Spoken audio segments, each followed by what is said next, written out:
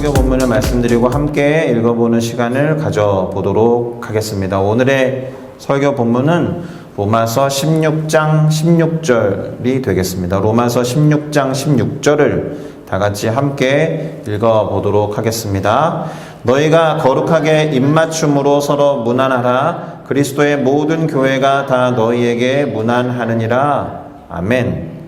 자, 저는 함께 읽은 로마서 16장 16절을 가지고 서로 문안하라 라는 제목으로 로마서 16장을 함께 살펴보고 그 안에서 얻은 깨달음을 우리의 삶과 신앙에 적용해 보려고 합니다. 그러니 함께 제목을 따라 읽으시면서 결단해 보시기를 권면드리겠습니다. 서로 문안하라. 서로 문안하라. 네, 감사합니다. 자, 드디어 오늘이 지난 2월 달부터 시작해서 3개월 동안 공부해온 로마서를 끝마치는 날이 되겠습니다. 비교적 자세히 로마서를 살펴봤다라고 생각하는데 어떻게 느끼셨는지 모르겠습니다. 어쨌거나 쉽지 않은 책임에는 틀림이 없는데 함께 들여다보고 또 소화하시느라고 대단히 수고하셨습니다. 그럼 이제 로마서 16장을 살펴보면서 이 로마서의 여정을 잘 마무리해 보도록 하겠습니다. 일단 이 로마서 16장을 한 문장으로 정리해보면 이렇게 될 듯 합니다. 문안으로 시작해서 문안으로 끝나는 로마서 16장. 그렇게 될 겁니다. 그러니 로마서 16장을 통해서 우리는 문안의 중요성을 살펴보게 될 것입니다. 문안. 그 문안의 의미는 말 그대로 안부를 묻다 이런 뜻이 되는 거잖아요. 2주 전 주일 예배 설교 때 기도원에 대해서 말씀드릴 때 그런 이야기를 한 적이 있습니다. 누가 이런 말을 했다고요? 제가. 질문은 관심의 표현이다. 무엇인가를 묻는 것이나 또 누군가에게 질문을 한다는 것은 관심이 있는 이유에서 비롯된 거다라고 할 수 있습니다. 관심이 없다면 묻지도 않고 따지지도 않을 테죠. 그러니 어떤 의미로 이런 말씀을 드렸는지 충분히 이해하실 거라고 생각하고 또 공감도 할 거라고 믿습니다. 그런데 안부를 묻는다는 것은 어떤 의미입니까? 안부에 관해서 질문을 한다는 거니까 상대방의 안부가 궁금하다는 뜻이겠죠. 상대방의 안부에 관심이 있다라는 뜻이 될 겁니다. 자, 그럼 안부는 뭡니까? 평안의 여부를 묻는 것을 말합니다. 그 사람이 정말 평안한지 또는 평안하지 않은지 그것을 묻고 확인한다라는 뜻이 될 겁니다. 그래서 우리나라의 인사말은 안부를 묻는 말로 이루어져 있습니다. 안녕하세요. 이렇게 물어보는 것이 사실은 평안하십니까? 이렇게 묻는 거잖아요. 안녕이라는 말은 평안할 안자에다가 평안할 영을 쓰니까 말 그대로 걱정이나 탈이 없는지, 몸은 건강하고 마음은 평안한지를 묻는 것입니다. 참 좋은 인사말이라고 생각합니다. 편의상 우리가 hello, 그럼 여보세요로 번역을 하고 hello, hi, 그러면 안녕 이렇게 번역을 하지만 그 영어의 인사말이 저런 의미를 담고 있는지 저는 잘 모르겠거든요. 그런데 한국어의 인사말은 정말 그런 의미를 담고 묻고 있다라는 겁니다. 그런데 예수님도 제자들에게 찾아오셔서 평안하니? 이렇게 물으신 바가 있습니다. 특별히 언제 이런 질문을 하셨느냐? 예수님이 죽었다라고 생각하고는 두려워서 마가의 다락방에 숨어서 문을 걸어 잠그고 있었던 제자들에게 찾아오셔서 하신 말씀이 저거예요. 평안하냐? 사실 그날 아침부터 예수님의 무덤이 비어 있었고 사실은 예수님이 부활하셨다라는 말을 여성 제자들로부터 들었던 제자들이거든요. 이미 그렇게 알고 있었는데 무엇이 두려워서 문을 잠그고 있었는지 알 수 없지만 그런 제자들을 찾아오셔서 평안하냐라고 물으셨다라는 거예요. 물론 제가 평안하냐라고 직접적으로 의역한 겁니다. 예수님이 하신 말씀은 평안하냐라고 질문을 하신 게 아니라 권유 또는 청유, 심하게 말하면 명령하셨거든요. 요한복음 20장 19절과 21절에 어떻게 예수님께서 말씀하셨는지 살펴볼 텐데요. 먼저 19절을 읽어드리겠습니다. 이날 곧 안식 후 첫날 저녁 때에 그러니까 아침이 지나갔잖아요. 여성 제자들로부터 무덤이 비어 있어요, 예수님이 부활하셨어요 라는 얘기를 듣고 난 다음 저녁 때에 제자들이 유대인들을 두려워하여 모인 곳에 문을 닫았더니 예수께서 오셔서 가운데 서서 이르시기를 뭐라고요? 너희에게 평강이 있을지어다, 이렇게 말씀하셨다는 겁니다. 영어로는 Peace be with you 이렇게 하신 거죠. 평안 또는 평강 또는 평화가 너희와 함께 있을 것이다. 평안이나 평강, 평화를 호명한 다음에 명령하신 겁니다. 그렇죠? 만약에 저 평화라는 말을 부른 대상이라고 말하면 평안아, 이 사람들과 함께 있어라 이런 뜻이잖아요. Be with you니까. 평화야, 이 사람들과 함께 있어라. 평강아, 너는 이들과 함께 있어라, 이렇게 명령하셨다라는 겁니다. 그리고는 당신의 못자국이 난 손, 그리고 창을 맞았던 옆구리, 상처를 보여주시고 또다시 말씀하신 것이 21절이거든요. 21절도 읽어드리겠습니다. 예수께서 또 이르시되 너희에게 평강이 있을지어다. 아버지께서 나를 보내신 것 같이 나도 너희를 보내노라, 이렇게 말씀하셨습니다. 평강이 있기를 명령하신 다음에 그걸로 그친 게 아니고 평강이 있어야 하는 이유를 말씀하신 거죠. 평강이 왜 있어야 되느냐? 아버지께서 나를 보내신 것 같이 나도 너희를 세상 가운데 보낼 건데 그 어떤 것보다도 평강이 있어야 해. 또는 전쟁터와 같은 세상 가운데 너희는 평안을 전해줘야 돼, 이런 뜻이 될 겁니다. 물론 이 말씀을 하신 다음에 성령을 받을 것에 대해서 숨을 내쉬면서 하신 말씀이 있기 때문에 성령의 권능을 받은 뒤에 이루어진 파송을 생각해 본다면 제자들을 막바로 세상 가운데로 보내신 것은 아닙니다. 자, 예수님이 제자들에게 하신 말씀이 무엇이었다라고요? 너희에게 평강이 있을지어다. 영어로 Peace be with you 라고 하셨습니다. 헬라어 적어놨는데요. 그리스 말로는 에이레네 휘민이라고 발음되는 문구입니다. 눈치채셨겠지만 피스에 해당하는 단어가 에이레네인 거예요. 에이레네. 자, 그런데 이 헬라어 에이레네에 해당하는 단어를 히브리어에서 찾아보면 우리가 아주 잘 아는 단어가 됩니다. 샬롬이라고 부르는 그 단어입니다. 평안을 의미하는 히브리어 단어는 샬롬, 평안을 의미하는 그리스어 단어는 에이레네인 거예요. 샬롬은 우리가 자주 쓰기 때문에 입에 대단히 익숙하고, 그렇지만 에이레네는 처음 듣는 분도 있을 정도로 익숙하지 않죠. 그런데 이 두 단어를 같이 기억하면 좋을 것 같습니다. 샬롬뿐만이 아니라 에이레네, 이렇게. 저희 어머님이 다니시는 교회가 원어로 성경을 읽는 교회거든요. 그래가지고 제가 어머님한테 묵상을 보내드리면 매일 던져주시는 말이 저 에이레네예요. 옛날에는 샬롬이라고 하셨는데 에이레네라는 말씀 많이 하십니다. 근데 이 두 단어가 독특하게도 결합하다 또는 완성하다라는 말과 관련이 있는 단어들이에요. 그리스어 에이레네는 결합하다라는 뜻을 가진 에이로라는 어근으로부터 파생돼 가지고 평화, 번영, 고요, 안식이라는 뜻도 갖고 있지만 하나가 되다, 다시 하나가 되다라는 의미도 갖고 있는 단어가 에이레네입니다. 또 샬롬은 완전이라는 뜻을 또 갖고 있어요. 건강함, 행복, 번영, 고요, 안전의 의미를 가지고 있는데 완전하다, 온전하다, 건전하다, 완성하다, 무엇인가를 마치다, 회복하다, 이런 뜻을 갖고 있는 샤람이라는 단어로부터 왔습니다. 사람으로 기억하면 참 편하겠죠? 샤람이라는 단어가 그런 의미를 갖고 있어요. 그래서 정리를 해보면 에이레네도 그렇고 샬롬도 그렇고 단순히 서로가 평화로운 관계를 맺고 있는 어떤 상태나 태도를 말하는 것이 아니라 평안 그 자체가 온전히 임한 상태를 말해요.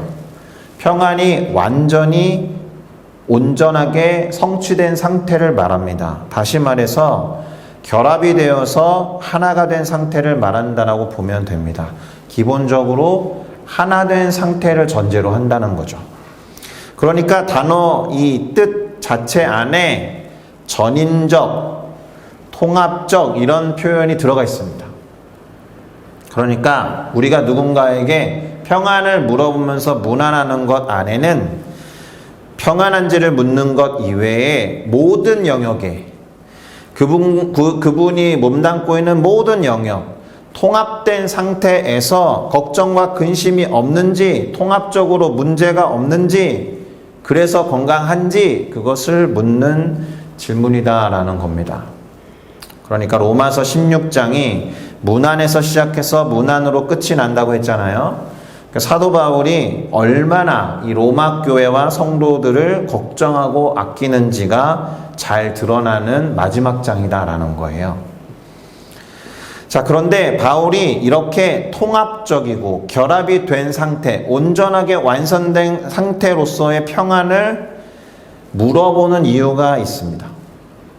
그것은 당시에 거의 모든 교회가 그랬겠지만 로마 교회가 여러 가정교회의 연합체로서의 성격을 갖고 있어서 그렇습니다. 싱가포르 순복음교회의 출발도 기도가 있었던 네 가정으로 시작했듯이 로마 교회도 여러 가정교회가 연합되어 있었던 교회다라는 거예요. 그것을 알 수 있는 구절들을 몇 가지 확인해 보고 다음의 주제로 넘어갈 텐데요. 우선 로마서 16장 5절을 보면 이렇게 기록되어 있습니다. 저의 집에 있는 교회에도 문안하라. 여기서 말하는 저의 집이라 하면 그 앞구절에 나왔던 브리스가와 아굴라라는 사람의 집을 말하거든요. 어쨌든 브리스가와 아굴라 부부의 집에 모여 있었던 교회에 문안하라는 뜻입니다. 그러니까 로마 교회는 이 브리스가와 아굴라 부부의 집에서 모였던 사람들의 모임이 그 일부를 구성하고 있었다라는 거예요. 근데 이와 같은 표현이 또 나옵니다. 10절에 보면은 아리스토블로의 권속에게 문안하라라는 표현이 나옵니다. 그러니까 기독교 용어에서 권속이라는 말이 되게 어렵잖아요. 영어로 보면 그냥 하우스홀드예요. 아리스토블로의 집안 사람들에게 문안하라 이렇게 보시면 되는데 그냥 집안 사람들이겠어요? 그렇지 않습니다. 아리스토블로라는 사람의 집에 모여서 모여있는 성도들에게 문안하라라는 뜻이 되는 거예요. 또 그 다음 구절 11절도 비슷하게 해석이 됩니다. 나기수의 가족 중 주 안에 있는 자들에게 문안하라. 나기수의 가족을 중심으로 모였던 성도들에게 문안하라는 뜻이 되는 겁니다. 14절과 15절을 봐도 가정교회가 로마교회를 구성하는 중요한 요체였다는 것을 알 수 있는데 14절은 이렇게 됩니다. 아순그리도와 블레곤과 허메와 바드로바와 허마와 및 그들과 함께 있는 형제들에게 문안하라 라고 되어 있고요. 15절은 빌롤로고와 율리아와 또 네레오와 그의 자매와 올름바와 그들과 함께 있는 모든 성도에게 문안하라 이렇게 되어 있다라는 겁니다. 그러니까 이 로마서 16장만 놓고 봐도 로마 교회는 최소 5개의 가정과 집을 중심으로 모이던 교회가 아니었을까 이렇게 생각해 볼 수 있죠.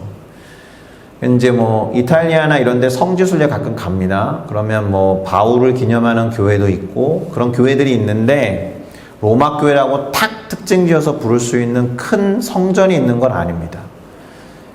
그거는 뭐 기념하기 위해서 나중에 후대에 교회 건물을 올렸을 수는 있지만 건물이나 장소 개념이 아니라 공동체 개념으로 초대교회들은 다들 시작했다. 싱가포르 교회가 그렇게 시작했듯이. 그러니 뭐가 중요하겠어요? 로마 교회 안에 있는 가족들 사이의 협력, 가족들 사이의 하나됨, 여러 사람들과의 관계 등이 상당히 중요한 이슈가 될 수밖에 없는 교회인 거예요. 그러니까 한마디로 이런 생각을 해볼 수 있죠. 자신의 집과 가정을 교회 공동체를 위한 장소로 내어주기까지 얼마나 힘든 과정을 거쳤을까 이런 생각해 볼 수 있죠. 또 가족 구성원들이 하나의 교회를 이루기까지 먼저 믿었던 식구들이 얼마나 눈물로 씨를 뿌리면서 기도했을지 생각해 볼 수 있는 교회다라는 겁니다. 바울이 로마 교회와 로마 교회 성도들을 보고자 하는 이유, 또 이렇게 이 서신을 마무리하면서 한 장 전체를 문안을 전하고 있는 이유가 여기에 있을 거라는 생각이 듭니다. 두 번째로 주목해서 살펴보고자 하는 부분은 사도 바울이 한 명 한 명 이름을 호명하면서 문안을 전할 때 그들에 대해서 덧붙인 말들이 있습니다. 예를 계속해서 들어서 말씀을 드려볼게요. 일단은 베베라는 여성을 소개하는데 그녀에 대해서 뭐라고 했느냐? 겐그레아 교회의 일꾼이라고 했습니다. 그리고 여러 사람에게 그리고 바울 자신에게 보호자가 되는 자매다라고 말하면서 그녀를 잘 도와달라고 부탁하고 있습니다. 아마도 바울의 로마로 보내는 편지를 가지고 이동했던 사람이 베베였을 거예요. 베베 편에 이 편지를 보낸 겁니다. 그러면서 로마 교회 성도들을 하나하나 언급하면서 문안을 전합니다. 예를 계속 들어볼게요. 브리스가와 아굴라에 대해서는 어떻게 소개하느냐? 바울의 목숨을 위하여 자기들의 목숨까지도 아끼지 않은 사람들. 바울뿐만이 아니라 이방인의 모든 교회도 그들에게 감사해야 한다라고 하면서 브리스가와 아굴라에게 문안해 주십시오. 이렇게 전하는 것이고요. 에베네도라는 사람에 대해서는 아시아에서 그리스도께 처음으로 맺었던 열매 에베네도에게 문안합니다. 이렇게 전하고 있다라는 거예요. 메리라는 이제 이름이 되게 많이 나오겠지만 또 다른 마리아인데요. 로마 교회를 위해서 많이 수고한 자매 마리아 이렇게 부르면서 문안을 전하고 있고, 안드로니고와 유니아에 대해서는 바울의 친척이면서 동시에 바울과 함께 갇혀 있었던 사람들이라고 말합니다. 그러니 사도들에게 존중이 여김을 받았고 심지어 바울보다 먼저 그리스도 안에 있었던 자, 친척이었으니까 바울의 친척들 중에서 안드로니고와 유니아가 바울보다 먼저 그리스도를 영접했던 것으로 보여요. 암블리아라는 사람에 대해서는 주 안에서 내가 사랑하는 자라고 부르면서 문안합니다. 우르바노라는 사람에 대해서 그리스도 안에서 우리들과 동역자 된 사람에게 문안합니다. 이렇게 이야기하고요. 번역이 좀 웃기게 되어 있지만 스타고라는 사람에 대해서는 내 사랑하는 자라고 언급하면서 문안합니다. 그리고 아벨레라는 사람에 대해서는 그리스도 안에서 인정함을 받은 아벨레에게 문안합니다. 이렇게 말하고요. 드루베나와 드루보사, 자매로 보이는데 이 두 자매에 대해서 주 안에서 대단히 수고한 자들이라고 언급하면서 안부를 묻습니다. 그리고 펄시스인데 벗이라고 한국 성경에 적어놨는데 주 안에서 많이 수고하고 내가 사랑하는 자 벗이에게 문안합니다 라고 이야기합니다. 마지막으로 루포와 그의 어머니에 대해서, 루포는 주 안에서 택하심을 입은 자이고 그의 어머니는 내 어머니다 라고 말할 정도로 남다르게 생각하는 마음을 전하면서 문안합니다. 그러니까 바울이 16장 전체의 거의 3분의 2 분량을 로마 교회에 있는 사람들 중에 자신이 알고 있는 사람들을 한 명 한 명 호명하면서 안부를 전하고 있다는 거예요. 그 사람들에 관한 것을 일일이 언급할 정도로 바울은 이미 그들을 잘 알고 있었다. 단지 나 그 사람한테 관심 있어서 던지는 질문이 아니다라는 겁니다. 바울은 그들을 이미 많이 알고 있었어요. 바라기는 우리도 바울과 같이 서로를 잘 알므로 인해서 실질적인 안부를 물을 수 있게 되기를 소망해 봅니다. 할렐루야. 그러니 스스로에게 이렇게 한번 여쭤봐야겠죠? 우리는 과연 서로를 얼마나 알고 있는가? 일단 여기에서 알다라는 단어에 대해서 잠시 살펴보고 넘어가겠습니다. 성경에 나오는 알다라는 단어의 원어는 이렇게 생겼고요. 어떻게 발음하느냐? 야다라고 발음합니다. 뜻은 동침하다, 알다, 깨닫다, 배우다, 간섭하다, 허락하다 라는 뜻으로 번역이 다양하게 됩니다. 동침하다라는 단어가 나와 있는 게 좀 특색이 있죠. 부부들 사이에서 동침을 해서 아는 알의 수준을 말합니다. 야다라는 단어가. 그래서 이 단어가 처음으로 등장하는 게 어디냐 하면 창세기 4장 1절인데 거기에 어떤 내용이 담겨 있느냐? 아담이 그의 아내 하와와 동침함에 하와가 임신하여 가인을 낳고 할 때에 동침함에로 쓰인 단어가 야다예요. 영어 성경은 어떤 버전에는 그래서 아담이 하와를 알아서 이렇게 번역해놨어요. know라는 단어를 써서. 저런 뜻이 있기 때문에 그렇습니다. 부부간의 속속들이 아는 상태를 지칭할 때 사용하는 단어가 야다일 정도로 그 알의 깊이와 차원이 남다르다, 그것을 의미합니다. 제대로 문안하면서 제대로 질문을 던지기 위해서는 우리는 서로 알아야겠죠. 제가 아마 엄청 많이 하나님 알아야 합니다, 주님 알아야 됩니다, 주님을 경험해야 합니다, 엄청나게 많이 식상할 정도로 얘기했는데, 이제는 주님뿐만 아니라 우리 교회 성도님들에 대해서 각각 잘 알아야 합니다 라는 말씀을 앞으로 자주 드릴 예정입니다. 그렇게 하시겠습니까? 자, 이렇게 한 사람 한 사람 로마 교회에 속한 여러 성도들을 언급하면서 호명하면서 그들에게 문안해 달라고 했던 바울이 그 단락을 마무리하면서 말한 것이 오늘 설교 본문이에요. 로마서 16장 16절. 한 번 더 같이 읽어보겠습니다. 시작. 너희가 거룩하게 입맞춤으로 서로 문안하라. 그리스도의 모든 교회가 다 너희에게 문안하느니라. 거룩하게 입을 맞춤으로 서로 문안하라 라고 말합니다.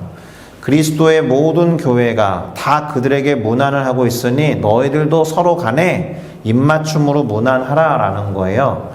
입맞춤이라고 했으니까 로마 교회 성도들이 비교적 물론 비록 5개 처소로 흩어져 있을지는 모르겠지만 같은 지역과 같은 도시에 있으니 실제로 만나서 스킨십 하라라는 겁니다. 거룩한 입맞춤이라는 단어에 주목할 필요가 있는데, 여기서 입맞춤으로 번역된 단어는 이렇게 생겼습니다. 필레마라고 발음되는 그리스어예요. 필레마. 그리고 이 단어는 우리가 잘 아는 몇 가지 단어랑 통합니다.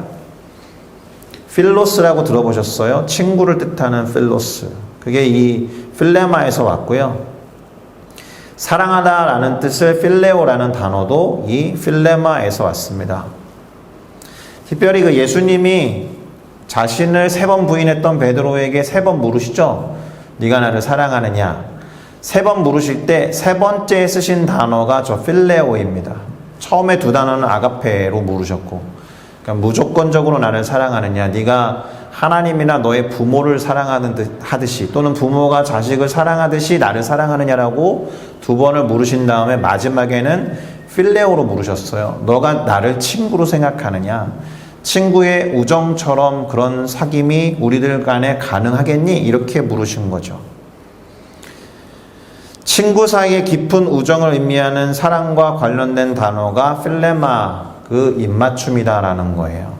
예수님은 제자들에게 거룩한 입맞춤과 관련된 이 단어 필레마에서 시작된 필로스를 사용해서 뭐라고 가르침도 주셨어요? 친구를 위해서 목숨을 버리는 것보다 큰 사랑이 없다라고 할 때 필레오를 쓰셨어요. 제자들에게 이제 너희를 종이라 하지 않고 친구라 하겠다라고 할 때도 이 단어를 쓰신 겁니다. 그러니까 거룩한 입맞춤을 통해서 서로 문안하고 서로 사귀는 이 친구 사이에 나누는 깊은 우정에 준하는 친밀한 관계를 뜻할 때 요 입맞춤이라는 단어를 쓴 겁니다. 자, 이제 마무리를 좀 해볼까요? 사도 바울은 로마 교회 성도들을 한 사람 한 사람 언급하면서 문안하라 라고 부탁을 하면서 이 서신을 마무리하고 있어요. 서로 안부를 전해라 라는 거죠. 그리고 각 사람들에 대해서 자신이 알고 있는 바들을 하나하나 세심히 언급하면서 그들을 어떻게 생각하고 있는지 담아서 안부를 전하고 있습니다. 그만큼 성도들을 잘 알고 있었다는 거죠. 이를 통해서 우리도 서로가 서로를 알고 교제함으로 하나 되는 공동체를 꿈꿔야 한다는 결론을 내리게 됩니다. 로마서가 전반부에 되게 복음에 대해서 풀어놓으면서 되게 어려운 책인 것처럼 보였지만 12장을 넘어가면서부터는 삶에 필요한 지침들을 주면서 하나됨에 대해서 강조하고 있는 책이다라는 거예요. 문안으로 시작해서 문안으로 끝이 나는 로마서 16장이라고 처음에 말씀드렸는데 보통 편지를 마무리할 때 문안 인사 하잖아요. 잘 계십시오. 그런 차원의 문안이 아니다라는 겁니다. 로마 교회가 여러 가정교회들의 연합이었고 가족 구성원들로 구성되어 있었기 때문에 하나 되는 게 상당히 중요했다. 하나가 되지 않으면 어려운 상황, 그리고 어려운 문화권 안에 있었기 때문에 그렇습니다. 계층도 다양하고 문화도 다양했으니 한 몸을 이루고 하나가 되는 것이 그 어느 교회보다도 중요한 교회였다라는 겁니다. 이게 왜 중요하냐? 교회는 하나님 나라의 모델이 되어야 되기 때문에 그렇습니다. 하나님 나라를 가시적으로 보여주는 샘플이 교회여야 하기 때문에 그래요. 심지어 예수님이 그렇게 말씀하셨잖아요. 너희가 서로 사랑할 때 세상의 사람들이 우리가 예수님의 제자인 것을 알게 될 거야. 이렇게도 말씀하셨지 않습니까?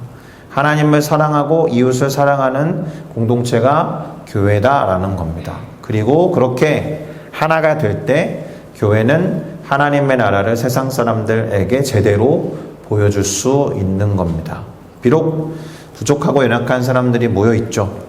그래서 문화도 다르고 당시에는 언어도 달랐고 생활환경이나 습관이나 계층과 질서도 다 다르고 관습과 전통도 달라서 이걸 어떻게 하나로 만들지라는 고민이 엄청 많았던 때였지만 그런 다름이나 차이들이 하나가 되고 연합되는 것이 기적이 되듯이 그렇게 하나님의 나라가 이루어져 간다라는 겁니다. 할렐루야. 그러니 다시 기억해야 합니다. 우리가 하나가 될 때 하나님의 나라가 되어 간다. 어떻게 해요? 이렇게요. 우리가 하나가 될 때 하나님의 나라가 되는 것이고 하나님의 나라가 되는 것이 사실은 하나가 되는 것이다 라는 사실을 확실히 인식하고 서로를 알아가며 알고 있는 바대로 서로 문안하는 싱가포르 순복음교회 성도님들이 되기를 예수 그리스도의 이름으로 축복합니다. 할렐루야. 기도하겠습니다.